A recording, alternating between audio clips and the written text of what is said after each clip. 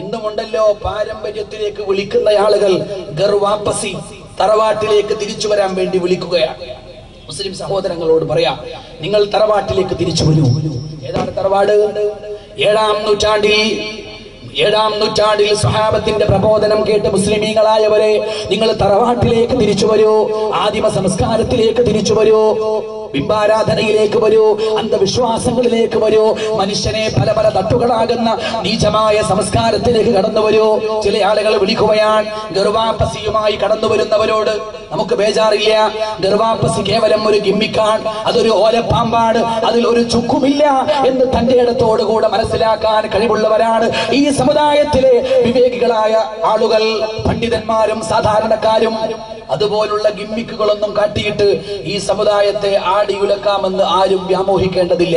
പക്ഷേ ഗർവാപ്പസിയുടെ ആളുകൾ പറയുന്ന രണ്ട് അഭിപ്രായങ്ങൾ: ഒന്ന്, നിർബന്ധിതമായി മതപരിവർത്തനം നടത്തപ്പെട്ട കാരണം കൊണ്ടാണ്. ഹൈന്ദവ മതങ്ങളിൽ നിന്ന് യഥാർത്ഥ ഹിന്ദുക്കൾ ഇത് പറയില്ല. കൃഷ്ണനെയും രാമനെയും സ്നേഹത്തോടുകൂടെ കാണുന്ന ഗീതയും മഹാഭാരതവും രാമായണവും ശ്രുതികളും സ്മൃതികളും പഠിക്കുകയോ അല്ലെങ്കിൽ ആത്മാർത്ഥമായി അവയെ പഠിക്കാൻ ശ്രമിക്കുകയോ ചെയ്ത ഒരു ഹൈന്ദവ സഹോദരനും ഇത് പറയുകയില്ല. ഇവിടെ ചില ആളുകൾ പറയുന്നു നിർബന്ധിതമായ മതപരിവർത്തനം നടന്നുവന്ന്. അതിന് നമുക്ക് മറുപടി പറയേണ്ടതുണ്ട്. മാത്രമല്ല, ആദിമ സംസ്കാരം ഈ സംസ്കാരമാണെന്ന വാദം, അതിനെയും നമ്മൾ ഗണ്ണിക്കേണ്ടതുണ്ട്. ഒന്നാമത് പറയട്ടെ, നിർബന്ധിതമായ മതപരിവർത്തനം അത് മാലിക് ദീനാറിന്റെ അജണ്ടയല്ല, ലോകത്തൊരു പ്രബോധകന്റെയും അജണ്ടയല്ല, ഒരു പ്രവാചകന്റെയും അജണ്ടയല്ല. കാരണം നിർബന്ധ മതപരിവർത്തനം എന്ന് പറഞ്ഞാൽ ഇസ്ലാമിക കർമ്മശാസ്ത്രത്തിന്റെ വിധി പ്രകാരം ഹറാമായ സംഗതിയാണ്, നിഷിദ്ധമായ സംഗതിയാണ്, കുറ്റം കിട്ടുന്ന ഏർപ്പാടാണ്. ഇസ്ലാം പ്രബോധനം ചെയ്യുന്നവർ സാധാരണക്കാരല്ല. പ്രവാചകന്മാർ, പ്രബോധകന്മാർ, പണ്ഡിതന്മാർ, ഔലിയാക്കൾ, അവരൊക്കെയാണ് ഇസ്ലാമിന്റെ പ്രബോധകന്മാർ, ഈ ഉമ്മത്തിന്റെ നേതാക്കന്മാർ, നന്മയുടെ നായകന്മാർ. അവരെങ്ങനെ ഹറാമ് ചെയ്യും? മദീനയിലെ അൻസ്വാരികളായ കുടുംബങ്ങൾ എല്ലാവരും മുസ്ലിമീങ്ങൾ, എല്ലാവരും മുഅ്മിനീങ്ങൾ, എല്ലാവരും മുഹിബ്ബീങ്ങൾ, എല്ലാവരും മാദിഹീങ്ങൾ. അവിടെ ഒരാൾ മാത്രം കാഫിർ, അയാൾ വിശ്വസിച്ചിട്ടില്ല.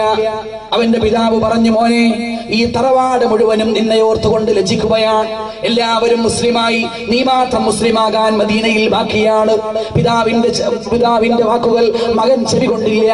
പിതാവ് പറഞ്ഞു, കൊല്ലുമെടാ നിന്നെ, നിന്റെ കഴുത്തു ഞാൻ കരിയില പോലെ പാറി പറപ്പിക്കും, നിന്റെ ശിരസ് ഞാൻ ഉടലിൽ നിന്ന് വേർപ്പെടുത്തും.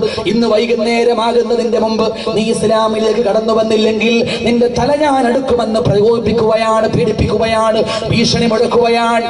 ആ സമയത്താണ് നസലൽ അമീൻ, മഹാനായ ജിബ്രീൽ അലൈഹിസ്സലാത്തു വസ്സലാം ഇറങ്ങി വരുന്നത്.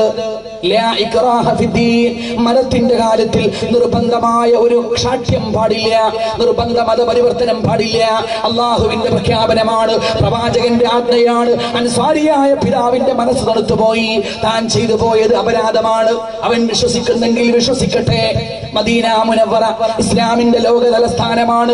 അന്നും ഇന്നും ഖിയാമത്ത് നാൾ വരുമ്പോഴും ലോകത്തിന്റെ തലസ്ഥാനം മദീനയാണ്. ഇസ്ലാമിക ലോകത്തിന്റെ തലസ്ഥാനം മദീന. ആ മദീനയിൽ എല്ലാവരും മുസ്ലിമായപ്പോൾ ഒരു ചെറുക്കൻ മാത്രം മുസ്ലിമാകാതെ ബാക്കി നിന്നപ്പോ അവനെ ഭീഷണിപ്പെടുത്താൻ പിതാവ് തുനിയുമ്പോ ലാ ഇക്റാഹ ഫിദ്ദീൻ, നിർബന്ധ മതപരിവർത്തനം നിഷിദ്ധമാണെന്ന് പറഞ്ഞ അള്ളാഹുവിന്റെ മതം, ഈ മതത്തിന്റെ പ്രബോധകന്മാർ എവിടെയാണ് നിർബന്ധ മതപരിവർത്തനം നടത്തുക? മാത്രമല്ല, മതപരമായി നിഷിദ്ധമാണ് എന്ന് മാത്രമല്ല, ഇസ്ലാമിന്റെ വിശ്വാസപ്രകാരം നിർബന്ധിച്ചുകൊണ്ട് ഒരാളെ മതം മാറ്റിയാൽ അയാൾ മതം മാറില്ല എന്ന് മഹാനായ ശൈഖുനാ ശംസുൽ ഉലമാ ഖദ്ദസല്ലാഹു സിർറഹുൽ അസീസിനെ ഞാൻ അറിയാതെ ഓർത്തു പോവുകയാണ്.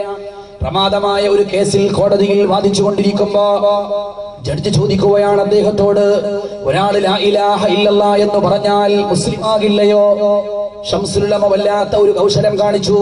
അദ്ദേഹം പറഞ്ഞു, എനിക്ക് നിങ്ങളുടെ ചോദ്യം ശരിക്കും വ്യക്തമായിട്ടില്ല, സർ രണ്ടാമതൊന്നു കൂടി ആവർത്തിക്കുമോ? ജഡ്ജി ആവർത്തിച്ചു, മനസ്സില്ല മനസ്സോടെ. ലാ ഇലാഹ ഇല്ലല്ലാഹ് എന്നൊരാൾ പറഞ്ഞാൽ അയാൾ മുസ്ലിം ആകില്ലയോ? ശംസുൽ ഉലമ കേൾക്കാത്തതുപോലെ അഭിനയിച്ചു. മൂന്നാമതും ആവർത്തിച്ചു ചോദിച്ചു, നിങ്ങളുടെ ചോദ്യം ഒന്ന് മൂന്നാമതും പറയുമോ? ദേഷ്യപ്പെട്ടുകൊണ്ട് ജഡ്ജി പറഞ്ഞു, ഇത് അവസാനത്തെ പറച്ചിലാണ്, ഇനി പറയൂല. ലാ ഇലാഹ ഇല്ലല്ലാഹ് എന്നൊരാൾ നാവ് കൊണ്ട് പറഞ്ഞാൽ അയാൾ മുസ്ലിം ആകില്ലയോ? മുസ്ലിയാരെ, മഹാനായ ശൈഖുനാ ശംസുൽ ഉലമ മനോഹരമായ സ്വതസിദ്ധമായ ഒരു കൗശല ചിരിയോടുകൂടെ ചോദിച്ചു, സർ, നിങ്ങൾ 3 വട്ടമായി നിങ്ങളുടെ നാവ് കൊണ്ട് ലാ ഇലാഹ ഇല്ലല്ലാഹ് എന്ന് പറഞ്ഞു പോയി. Are you a Muslim? നിങ്ങൾ മുസ്ലിം ആയിട്ടുണ്ടോ? അപ്പോഴാണ് ജഡ്ജിന് തലയിൽ ഒരു വെള്ളിടി ഉണ്ടായത്. താൻ ചോദിച്ചത് അർത്ഥശൂന്യമായ ചോദ്യമാണെന്ന് ബോധ്യപ്പെട്ടത്. ഒരാളെ നിർബന്ധിപ്പിച്ചുകൊണ്ട് മതം മാറ്റാൻ സാധ്യമല്ല. അത് മുഹാലായ സംഗതിയാണ്. ഒരാളെ കൊണ്ട് നാവ് കൊണ്ട് നമുക്ക് ലാ ഇലാഹ ഇല്ലല്ലാഹ് ചൊല്ലിപ്പിക്കാം. മനോഹരമായിട്ട് ചൊല്ലുന്ന ആളുകളുണ്ടല്ലോ, റിയാലിറ്റി ഷോയിലൊക്കെ പങ്കെടുക്കുന്ന, മാപ്പിളപ്പാട്ടെന്നും പറഞ്ഞു നടക്കുന്ന പരിപാടികളിൽ പങ്കെടുക്കുന്നവരിൽ മുസ്ലിം കുട്ടികളെക്കാൾ കൂടുതൽ വ്യക്തമായി ലാ ഇലാഹ ഇല്ലല്ലാഹ് ഉച്ചരിച്ച് ഫസ്റ്റ് പ്രൈസും ഫ്ലാറ്റും വാങ്ങിക്കൊണ്ടു പോകുന്നത് മുസ്ലിമീങ്ങളല്ലാത്ത കുട്ടികളാണ്. നാവ് കൊണ്ട് നമുക്ക് ഉച്ചരിപ്പിക്കാൻ സാധിച്ചേക്കാം, ഒരു തൊപ്പിയിട്ട് കൊടുക്കാൻ കഴിഞ്ഞേക്കാം, ഒരു പർദ്ദ ഇടിയിപ്പിക്കാൻ സാധിച്ചേക്കാം. പക്ഷെ ഹൃദയത്തിൽ ഹിദായത്തിന്റെ വെളിച്ചം നിറച്ചു കൊടുക്കാൻ അള്ളാഹുവിനല്ലാതെ വേറെ ഒരാൾക്കും സാധ്യമല്ല. അള്ളാഹുവിന്റെ പ്രവാചകനോട് പോലും സല്ലല്ലാഹു അലൈഹി വസല്ലമയോട് പോലും പറഞ്ഞത്, നിങ്ങൾ പ്രബോധനം ചെയ്യുക, ഹിദായത്ത് നിറച്ചു കൊടുക്കുന്നത് നാമാണ് എന്ന് അല്ലാഹു സുബ്ഹാനഹു വ തആല. നിർബന്ധ മതപരിവർത്തനം നിഷിദ്ധമാണ്. മാത്രമല്ല അത് നടക്കാത്ത സംഗതിയാണ്. ചരിത്രത്തിൽ എവിടെയും അങ്ങനെ നടന്നിട്ടില്ല.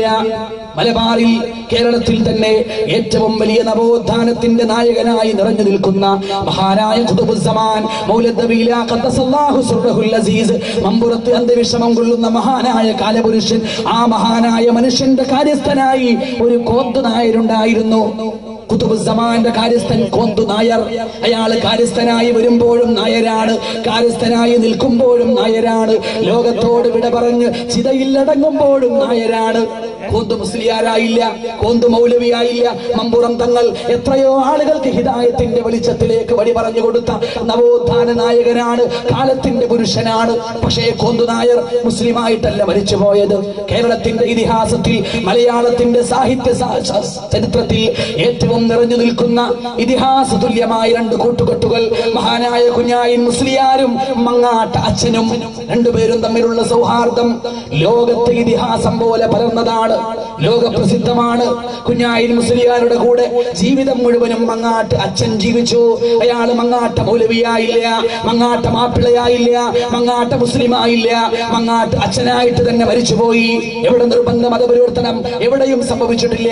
കുഞ്ഞായിൻ മുസ്ലിയാർ ഇന്ന് പലർക്കും എന്നോ ജീവിച്ചു പോയ പഴയ കാലത്തെ ഒരു ടിൻഡുമോനാണ്, ഒരു ഫലിത സമ്രാട്ടാണ്, ഒരു കുസൃതി കൊടുക്കുകയാണ്. പക്ഷേ അങ്ങനെയല്ല. ചിപ്സോങ് എന്ന് പറയുന്ന, കപ്പപ്പാട്ട് എന്ന് പറയുന്ന തത്വചിന്തയുടെ ഗ്രന്ഥത്തിലൂടെ പാശ്ചാത്യ ലോകത്ത് ആയിരക്കണക്കിന് യൂറോപ്യന്മാരെ ഇസ്ലാമിന്റെ ശാസ്ത്ര തീരത്തേക്ക് ആനയിക്കാൻ കാരണമായ താത്വികനായ പണ്ഡിതനാണ് കുഞ്ഞായിൻ മുസ്ലിയാർ. ആ കുഞ്ഞായിൻ മുസ്ലിയാരുടെ കൂടെ ജീവിതം മുഴുവനും നടന്ന മങ്ങാട്ടച്ഛൻ മരിച്ചു പോകുമ്പോഴും അച്ഛൻ. എവിടെയാണ് നിർബന്ധ മതപരിവർത്തനം? എവിടെയും നടന്നിട്ടില്ല. സ്വമേധയാ വന്നതാണ്, പൊറുതിമുട്ടിയിട്ട് വന്നതാണ്.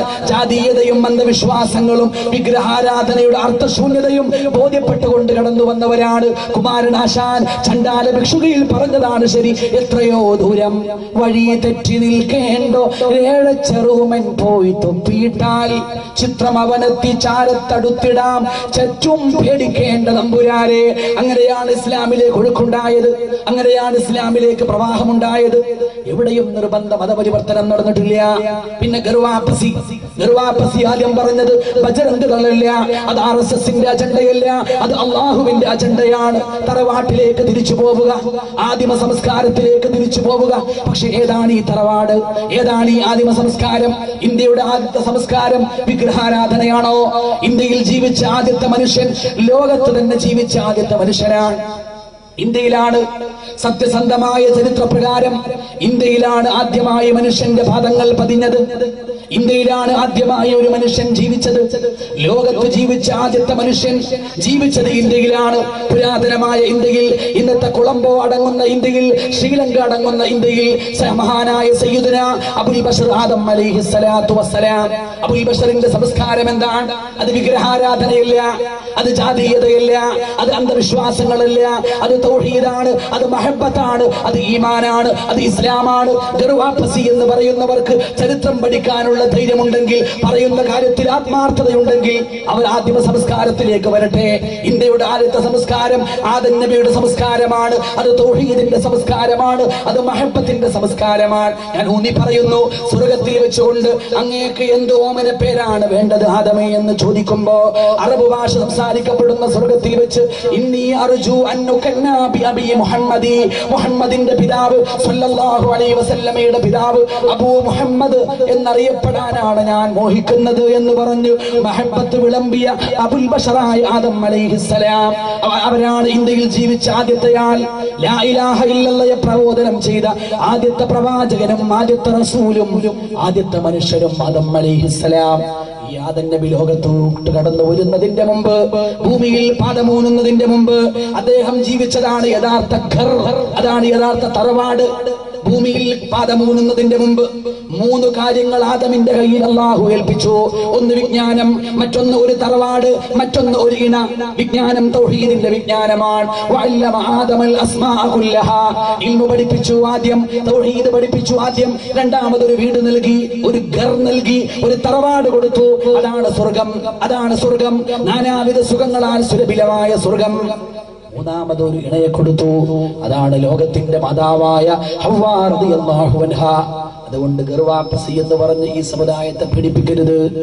ഗർവാപ്പസി എന്ന് പറയുന്നവർക്ക് ആത്മാർത്ഥതയുണ്ടെങ്കിൽ, സത്യസന്ധമായ ചരിത്രത്തോട് നീതി പുലർത്താൻ കഴിയുമെങ്കിൽ അവർ ഇസ്ലാമിലേക്ക് കടന്നു വരികയാണ് വേണ്ടത്. എന്റെ പ്രിയപ്പെട്ട സഹോദരങ്ങൾ ചിന്തിക്കണം. ഇവിടെ അബൂബക്കർ സിദ്ദീഖ് റളിയല്ലാഹു അൻഹു ഗർവാപ്പസി നടത്തുകയാണ്. ജാഹിലിയത്തിൽ നിന്ന് ഇസ്ലാമിലേക്ക് മടങ്ങിപ്പോവുകയാണ്.